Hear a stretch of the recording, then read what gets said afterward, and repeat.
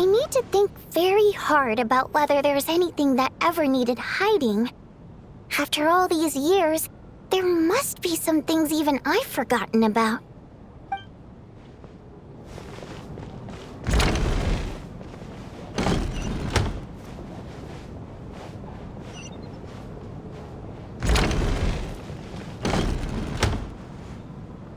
Valeri, come take a look at this. You too, Traveler. Some sort of notebook. What is it for? It's the on-duty logbook for the theater. Kulish was the main person to use it. He mostly used it to record any unusual incidents during a show, audience numbers, exit times, and so on. Yes, he'd always have this logbook with him when he checked tickets at the entrance. This should confirm a lot of key details about the recent show. So, find anything unusual? Yes. The number of people. I've checked and double-checked, but the numbers just don't match what's recorded in the logbook. Apparently, we have an extra person among us. Are we certain that logbook is accurate? Could someone have sneaked in without buying a ticket or something? Unlikely. Kulish took his duties very seriously. I've rarely seen any errors in his work. Not to mention that this was a dress rehearsal, meaning smaller audience numbers and tighter ticket restrictions than usual. Everything would have been well within his control. We no longer have our tickets with us, do we? They got collected on entry. I assume there's no way we can check them again. Unfortunately not. The theater recycles tickets. Once people are in the door, they don't tend to leave until the show ends, so we collect the tickets at the point of entry. Still, I'm inclined to believe that this discrepancy in the head count is significant somehow. Did an extra person just materialize out of thin air?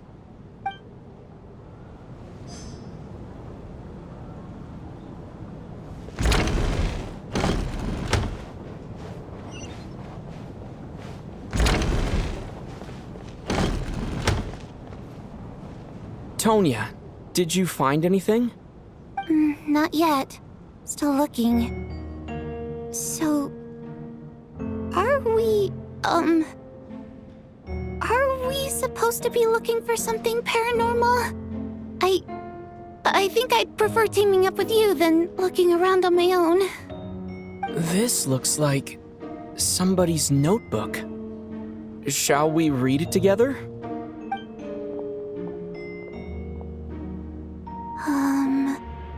Well, it doesn't look scary or anything, so I guess it should be fine.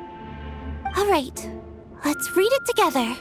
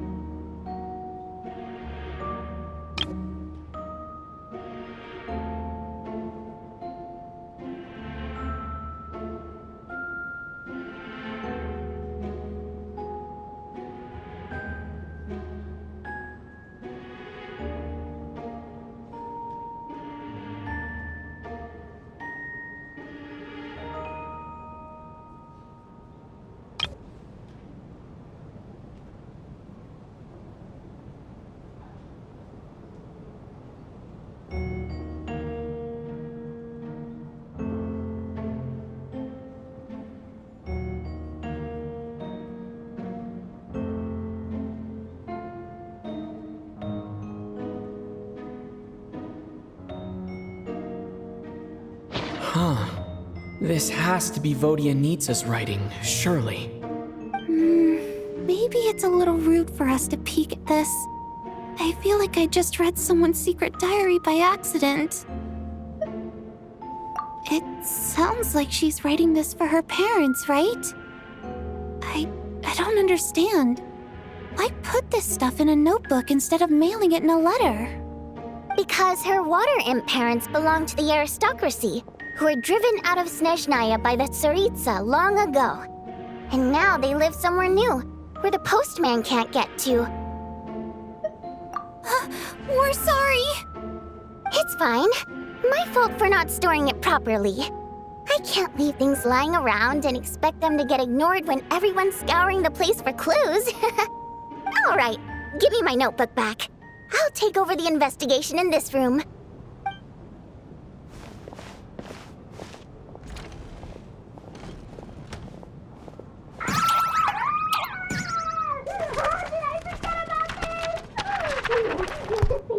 Oh God, and this one. Oh my. Why am I so embarrassing?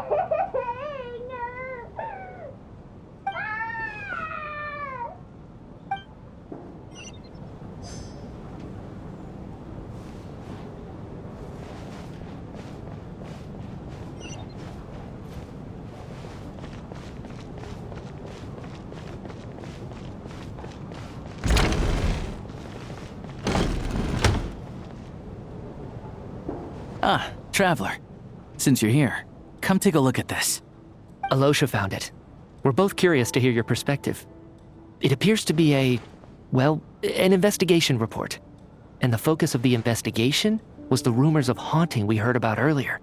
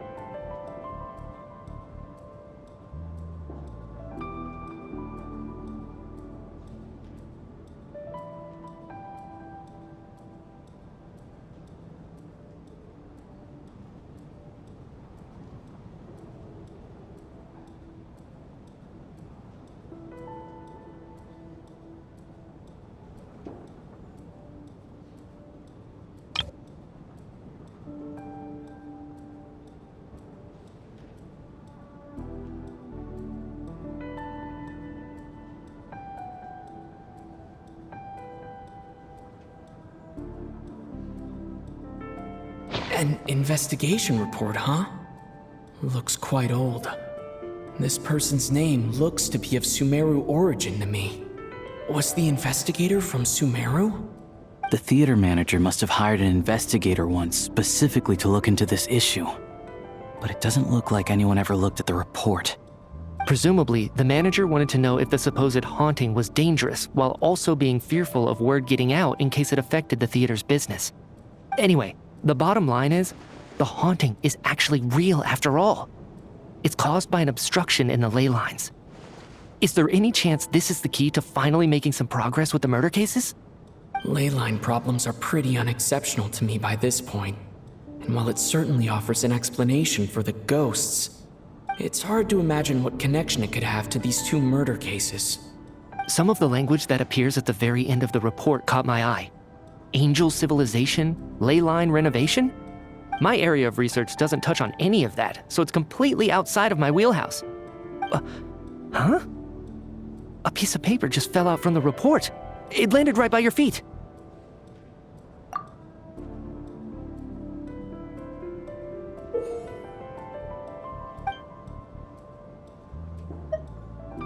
How unnerving. It was tucked inside the report, so it must be a note left by the author.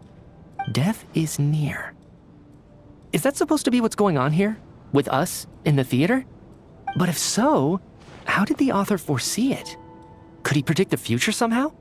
Maybe things are more complicated than we thought. No, wait a second. If we take the report and the note at face value, they completely contradict one another.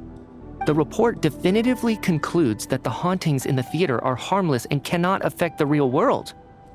But the note seems to be warning of potential danger. The question is, what exactly does the note mean by death?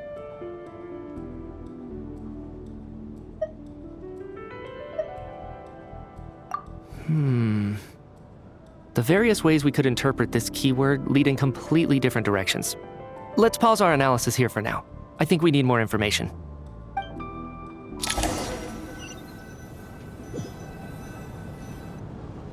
if we take all this together, it's not impossible, is it? If anything, it's the natural conclusion. Oh, I beg to differ. This sounds to me like a product of a researcher's vivid imagination. Perhaps it's because I'm still viewing this through the lens of a typical murder investigation. But still, I'm struggling to be persuaded by your theory. Does it really sound that far-fetched? All right, well, let's treat that as speculation for now. I do agree with what you've said, so let's go with your idea for now. Good. Okay, now that we finally have some meaningful leads, I think it's time to reconvene. Let's get the others.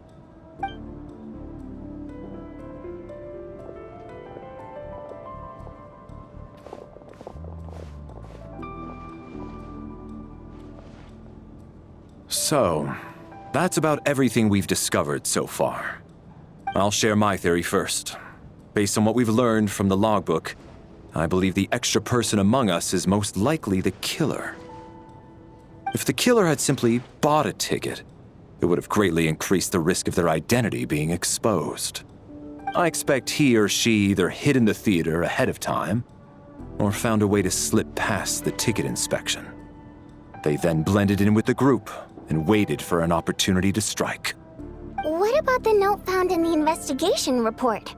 Any thoughts on how that fits in? The killer may have simply planted it there as some sort of sick joke. I've seen my fair share of psychopathic killers. They love playing cryptic mind games. So, it has nothing to do with the haunting of the theater after all. This theory makes sense to me.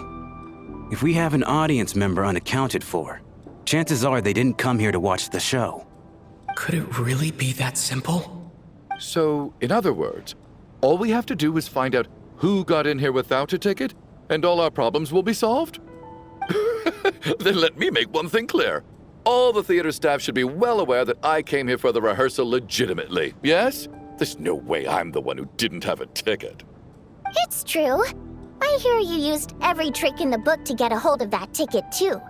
Everything short of throwing a temper tantrum and rolling around on the floor at the entrance. I most certainly did not degrade myself in such a way. Probably a stupid question, but I might as well ask. Did anyone here get in without having their ticket checked? Hmm? Guess it was naive of me to expect them to just admit to it. Especially after the unprompted Lelik reveal. Once was already a miracle. Twice would be unfathomable.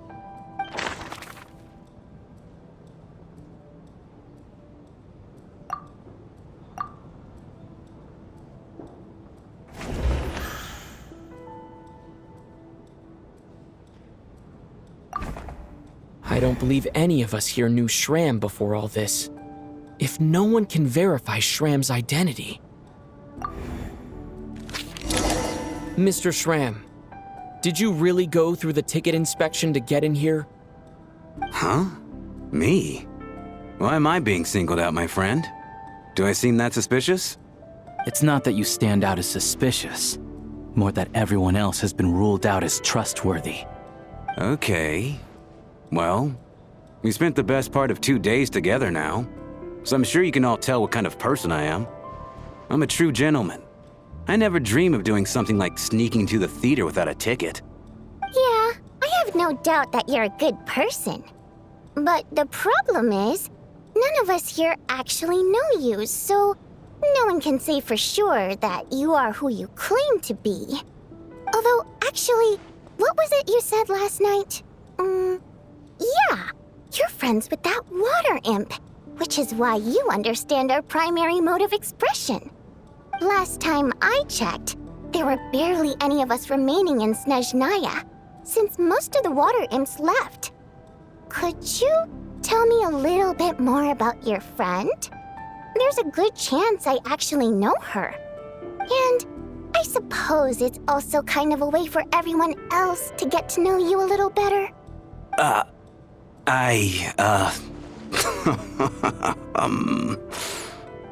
Good grief. Are you blushing? Pull yourself together, man. Stop giggling like a teenage boy. It's revolting. Hey, revolting is a little strong. All right, fine. I'll admit it. That water imp friend of mine, the truth is, we're dating. I was just the bodyguard hired by our family. But the stars must have aligned because sparks began to fly between me and their daughter.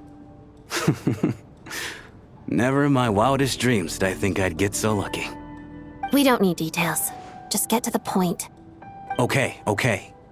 I'm just a little hesitant to reveal her name, that's all. You know how it is. These are delicate times. Even with me to protect her. If word gets out that she's dating a human, both the Fae and human factions will give her a hard time. Really? Wait, no. That can't be. Huh? Shram, what the devil are you talking about? Why is everyone looking at me like that? Surely you can understand where I'm coming from. Delicate times? Factions? Yes? You know, the Civil War? Last time I checked, the Fae and the humans were still at each other's throats. If I'm not mistaken, the last significant civil war in Snezhnayan history was over 400 years ago, when Her Majesty the Tsaritsa had just taken the throne and was consolidating her reign. What do you mean, 400 years ago? What's going on here? Is Shram from the past? All right, Mr. Mitya, you win this round.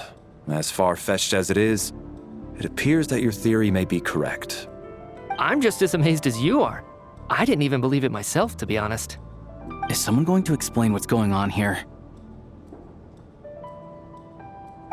From the look on your face, you figured it out too, haven't you, Traveler?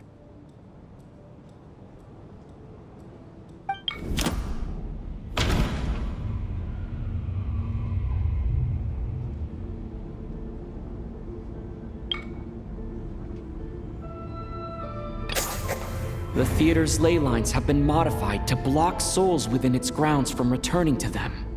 Some souls can even wander this place forever. Mr. Shram's statement proves he is from hundreds of years ago.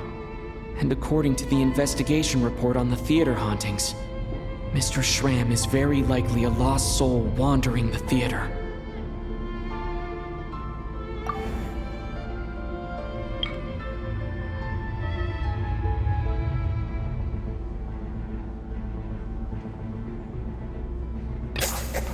For some unknown reason, the soul that has been wandering the theater due to the ley line issues has joined our group and blended in. Yeah, that must be the immediate reason why the ticket count doesn't match the number of people present.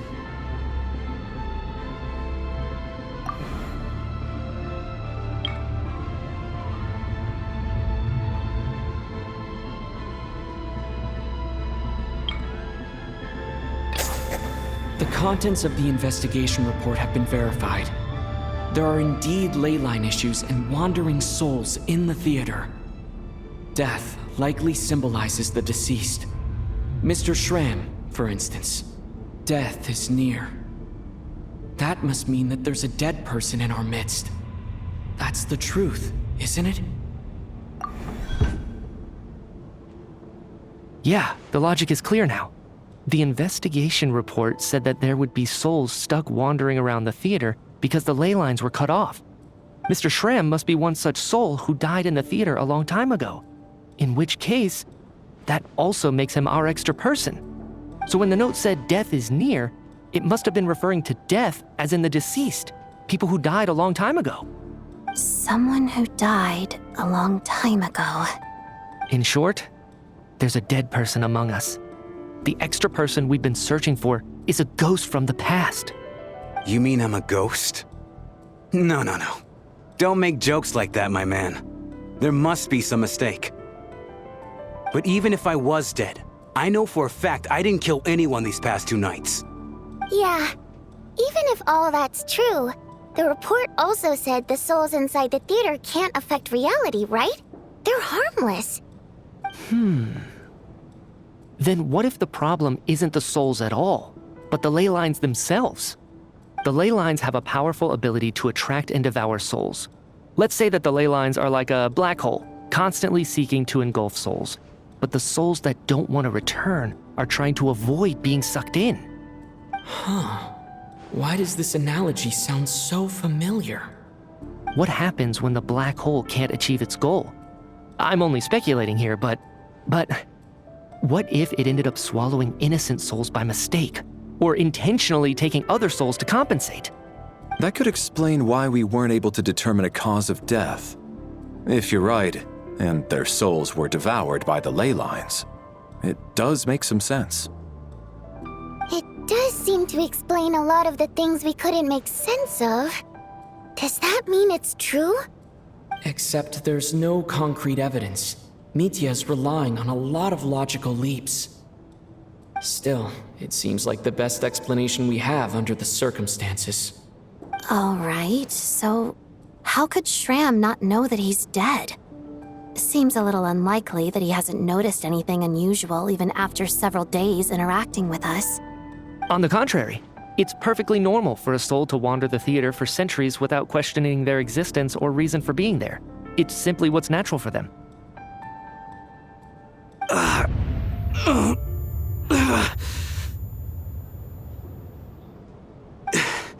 You know what, Mr. Brainiac? I think you might actually be right after all.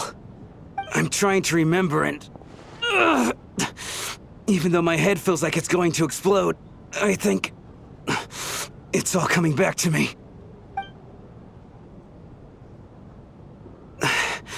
I was the one who didn't want to remember my own death, so I forced myself to forget. Well, I'm sure those are painful memories. My lady and I snuck out to go on a date one day. We bought tickets for the theater. It wasn't really my thing, but I was just happy to be together. All of a sudden, a group of people burst into the theater, shouting for all the water imps to get out, performers and audience members included. It was clear the conflict between humans and Fae had reached a boiling point.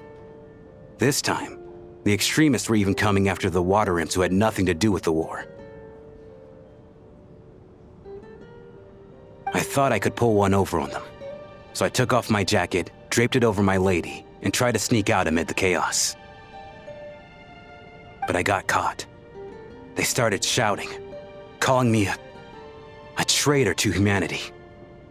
But I was going to do whatever it took to buy our chance to escape, no matter how many people stood in my way. I had to, both as their bodyguard and out of love. It's all right, friend. You can stop there if you want. You don't need to dig all that up again. It's just... even now, I'm still struggling to accept the truth. How could I be dead? I'm sorry, everyone. If I'd known I was a dead man walking, I wouldn't have dragged you down with me. If I'm the cause of all this death, then punish me however you see fit. But, Mr. Shroom... No. I refuse to be a burden. I know what I have to do. You said I've been wandering the theater for centuries, right? I guess it's high time I got a breath of fresh air. Out there, I mean. I'll leave this place and take all this death with me. Go out on my own terms. Mr. Shram, I'm sure we can figure out a different course of action. My good sir, we both know I'm not supposed to be here. I should have accepted my death long ago. One way or another, this has to end. Unless you're saying this goes against another one of your military principles somehow. No, I'm speaking on a personal level this time. Let it go, man. Oh, wait. One last thing. Miss Waterimp. My lover. Her name was Litia. Litia Ozarova. Do you know what happened to her? Ozarova. Oh, Auntie Ozarova. That's what we all called her. I remember her as a very kind elder. She had a bunch of kids, too. I'm so glad she survived. And she had lots of kids? Good. That's good. I could hardly expect her to stay single just because of what happened to me, right? As long as she went on to be happy, that's all that matters. Besides, I'm dead. My soul's been wandering around here for so long because I was worried about her. But now, I can go without regret. There's no need to see me off, my friends. I've enjoyed our time together over these past few days. Perhaps we'll meet again in the next life.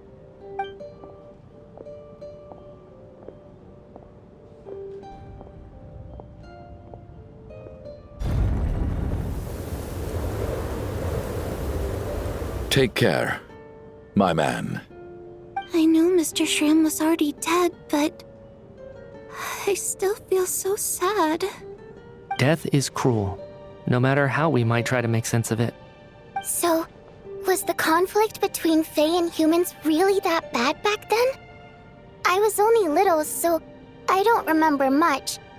It's terrible to think that so many innocent people had their lives turned upside down. Even the historical records about that time period don't say much about it. All people know is that the Tsaritsa founded the Fatui, drove out most of the Fae aristocracy without explanation, then used her terrifying power to suppress the humans. It seems to me like the Tsaritsa chose to make herself the enemy. She downplayed the conflict, directing whatever animosity both sides had for each other at herself instead. That's also why, despite how brutal the conflict was at the time, there hasn't been much lingering tension between humans and Fae since. Things have been fairly harmonious for the past few centuries. So, the Tsaritsa banished the Fae to protect the Fae living in the city? She offered herself up to be hated in exchange for peace. Maybe it's not quite as bad as it sounds. I don't think Her Majesty is too concerned if mortals hate her or not. And besides, there are very few who truly do. All this time, I had no idea. All right. If Mitya's theory is correct, then I think we can consider this matter settled. Let's all take a break.